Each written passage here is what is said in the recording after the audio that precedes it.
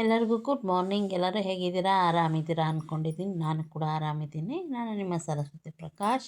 ಇವತ್ತಿನ ವ್ಲಾಗಲ್ಲಿ ಏನಪ್ಪ ಅಂದರೆ, ಹೊಸ ಮನೆಗೆ ಬಾಗಿಲಿಡ್ತಾ ಇದ್ದಾರೆ ನಮ್ಮ ತಂದೆ ಮನೆಯಲ್ಲಿ. ನಮ್ಮ ಅತ್ತವ್ರ ಮನೆಯಲ್ಲಿ ಹೊಸ ಮನೆ ಕಟ್ತಾ ಇದ್ದಾರೆ. ಅದಕ್ಕೆ ಬಾಗಿಲಿಡೋ ಪೂಜೆ.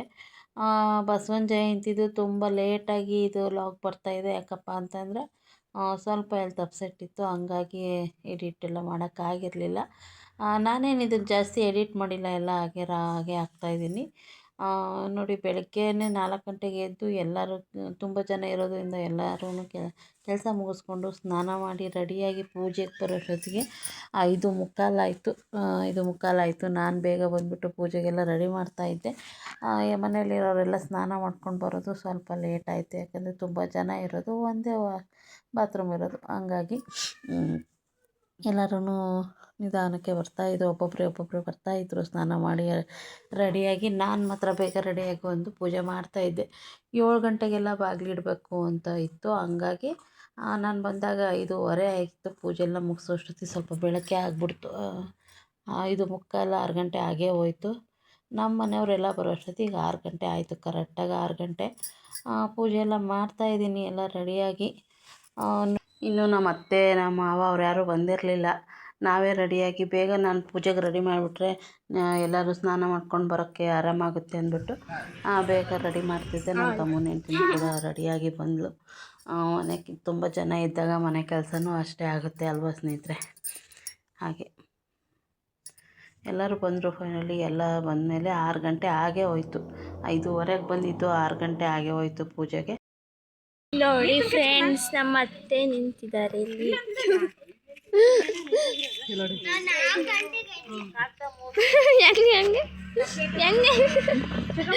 ಹೆಂಗ್ ಮಾಡುತ್ತೆ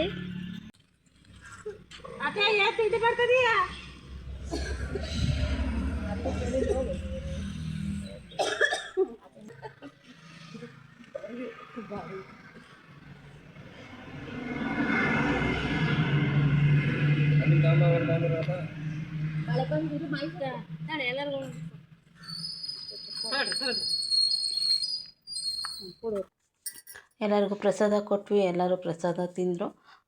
ಪ್ರಸಾದ ತಿಂದ್ಬಿಟ್ಟು ಎಲ್ಲರೂ ಮತ್ತೆ ಮನೆ ಕಡೆ ಹೋಗೋದು ಅಂತ ಮಾತಾಡ್ತಾ ಇದ್ವಿ. ನಮ್ಮ ಅವನ ಮಗ ನನ್ನ ವೀಡಿಯೋದಲ್ಲಿ ತೆಗಿಬೇಡ ಅಂತ ಯಾವಾಗ ಮುಖ ತೋರಿಸಲ್ಲ ಅವನು. ಏನು ಮಾಡೋದು?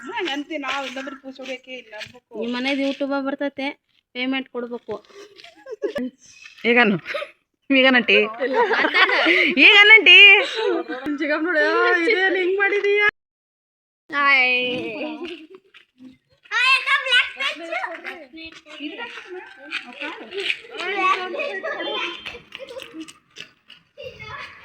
ಇಲ್ಲಿ ನೋಡ್ರಿ,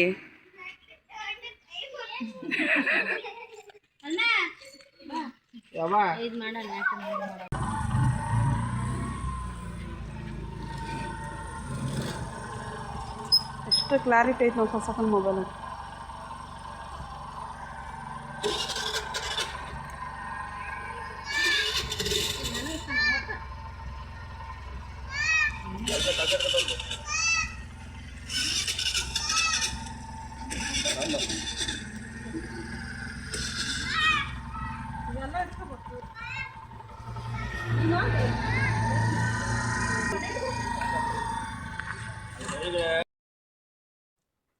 ಅಲ್ಲಿಂದ ಗಂಗಾ ತಾಯಿ ಎಲ್ಲ ಪೂಜೆ ಮಾಡಿಕೊಂಡು ನಾವು ಹೊಸ ಮನೆ ಹತ್ರ ಬಂದು ಗಂಗಾ ತಾಯಿ ಮಾಡಿರೋ ನೀರಲ್ಲೇ ಬಾಗಿಲನ್ನು ತೊಳಿಬೇಕು ಅಂತ ಹೇಳಿದರು. ಹಂಗಾಗಿ ಗಂಗಾ ತಾಯಿ ಮಾಡಿರೋ ನೀರಲ್ಲೇ ನಾವು ಬಾಗಿಲೆಲ್ಲ ತೊಳೆದ್ಬಿಟ್ಟು ಮನೆಗೆಲ್ಲ ಹಾಕಿ ನಾವೇ ಕೂತಿದ್ದರ ಮೈ ಮೇಲೆಲ್ಲ ನೀರು ಹಾಕಿದ್ವಿ. ಎಲ್ಲರೂ ಮಳೆ ಬಂತು ಅಂತ ಇದು ಮಾಡ್ತಾಯಿದ್ರು. ಹಾಗೆ ಇನ್ನು ಮೇಸ್ತ್ರಿಯವರು ಕೂಡ ಬಂದಿರಲಿಲ್ಲ. ಅವರು ಭದ್ರಾವತಿಯಿಂದ ಬರಬೇಕಿತ್ತು, ಸ್ವಲ್ಪ ಲೇಟ್ ಆಯಿತು. ಹಂಗಾಗಿ ನಾವು ಅವ್ರು ಬರೋವರೆಗೂ ಒಂದು ಅರ್ಧ ಗಂಟೆ ವೆಯ್ಟ್ ಮಾಡಿದ್ವಿ ಅಂತಲೇ ಹೇಳ್ಬೋದು. 6 ಗಂಟೆಗೆ ಪೂಜೆ ಮಾಡ್ಕೊಂಡು ನಾವು 6:15ಗೆಲ್ಲ ಮನೆ ಹತ್ರ ಬಂದುಬಿಟ್ವಿ. ಹತ್ರನೇ ಇರೋದು. ಮೇಸ್ತ್ರಿ ಅವ್ರು ಬಂದಿರಲಿಲ್ಲ, ಹಂಗಾಗಿ ಕಾಯೋದಾಯಿತು. ನೋಡಿ ನಮ್ಮ ಅಪ್ಪಾಜಿ ನಮ್ಮಮ್ಮ ಯಾವ ರೀತಿ ಕೂತ್ಕೊಂಡಿದ್ದಾರೆ, ಅವ್ರು ನೋಡಿದ್ರೇ ಒಂಥರ ಸಖತ್ ಬೇಜಾರಾಗುತ್ತೆ. ಯಾಕಪ್ಪ ಅಂತಂದರೆ ಹೋದ ವರ್ಷ ಎಲ್ಲ ಫುಲ್ ಆರಾಮಾಗೇ ಇದ್ದರು. ಇಬ್ರಿಗೂ ಹುಷಾರಿಲ್ಲ. ಈಗ ನಮ್ಮ ಅಪ್ಪಾಜಿ ಎನರ್ಜಿಯಾಗಿ ತುಂಬ ಓಡಾಡ್ಕೊಂಡಿದ್ದಂಥವ್ರು. ಇವತ್ತು ಕೋಲ್ ಹಿಡ್ಕೊಂಡು ಓಡಾಡೋ ಥರ ಆಗ್ಬಿಟ್ಟಿದೆ. ತುಂಬ ಬೇಜಾರು ಅನಿಸುತ್ತೆ ನೆನೆಸ್ಕೊಂಡ್ರೆ. ಹಾಗೆ ಹೊಟ್ಟೆ ಎಲ್ಲ ಉರಿಯುತ್ತೆ. ಏನು ಮಾಡೋದು. ನಮ್ಮ ಮಗಳು ಕಾವ್ಯ ಕೂಡ ಬೆಂಗಳೂರಿಂದ ಬಂದಳು. ನಾವು ಪೂಜೆಗೆ ಬರೋಕ್ಕೆ ಹೇಳಿದ್ವಿ. ಅವಳಿಗೂ ಪೂಜೆಗೆ ಬರೋಕ್ಕೆ ಹೇಳಿದ್ವಿ. ಹಂಗಾಗಿ ಅವಳು ಪಾಪ ಬೆಂಗಳೂರಿಂದ ಬಂದಳು. ಹೆಂಗಿದ್ರು ಈಗ ರಜೆ ಇದೆಯಲ್ಲ, ನಾವೆಲ್ಲರೂ ಬಂದಿದ್ದೀವಿ, ನೀನು ಬಾ ಅಂತ ಅನ್ನೋದಕ್ಕೆ ಪಾಪ ಅವಳನ್ನು ಬೆಂಗಳೂರಿಂದ ಬಂದಳು. ಮೇಸ್ತ್ರಿಯವ್ರು ಬರೋದೇ ಸ್ವಲ್ಪ ಲೇಟ್ ಆಯಿತು. ಅಲ್ಲಿವರೆಗೂ ನಾವು ಯಾವ್ಯಾವ್ದು ಕೆಲಸ ಮಾಡ್ಕೋಬೋದು, ಯಾವ ಪೂಜೆಗೆ ಏನೇನು ರೆಡಿ ಮಾಡ್ಕೋಬೋದು ಎಲ್ಲನೂ ಮಾಡ್ತಾಯಿದ್ವಿ. ಏನಪ್ಪ ನಮ್ಮ ತಂದೆ ತಾಯಿಗೆ ಹುಷಾರಿಲ್ಲ ಅಂತ ಹೇಳ್ತಿದ್ನಲ್ಲ, ನೋಡಿ ಅವರಿಗೆ ನಮ್ಮ ತಂದೆ ತಾಯಿ ಇಬ್ರಿಗೂ ಶುಗರ್ ಅವರು ಇರೋದರಿಂದ ನಮ್ಮ ಅಮ್ಮಂಗೆ ಶುಗರ್ ಜಾಸ್ತಿ ಆಗ್ಬಿಟ್ಟಿತ್ತು. ನನ್ನ ತಂದೆಗೂ ಸ್ವಲ್ಪ ಹೆಲ್ತ್ ಪ್ರಾಬ್ಲಮ್ ಆಯಿತು ಅವ್ರಿಗೂ. ಹಾಗಾಗಿ ಅವರು ಇಬ್ಬರೂ ಸ್ವಲ್ಪ ಡಲ್ ಆಗಿದ್ದಾರೆ. ಅದರಿಂದ ಸ್ವಲ್ಪ ಬೇಜಾರು ಅನಿಸುತ್ತೆ. ಮನೆ ಕಟ್ಟೋದೇ ಒಂದು ಚಿಂತೆ ಇತ್ತು ಅವರಿಗೆ.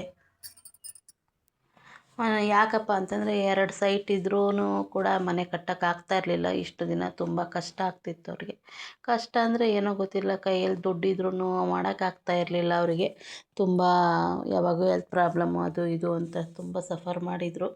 ಒಂದು ಮಿಡಲ್ ಕ್ಲಾಸ್ ಫ್ಯಾಮಿಲಿಯವರು ಒಂದು ಮನೆ ಕಟ್ಟಬೇಕು ಅಂದರೆ ಜೀವನದಲ್ಲಿ ಎಷ್ಟು ಕಷ್ಟ ಅನ್ನೋದು ನಾವು ಅನುಭವಿಸ್ಬಿಟ್ಟಿದ್ದೀವಿ.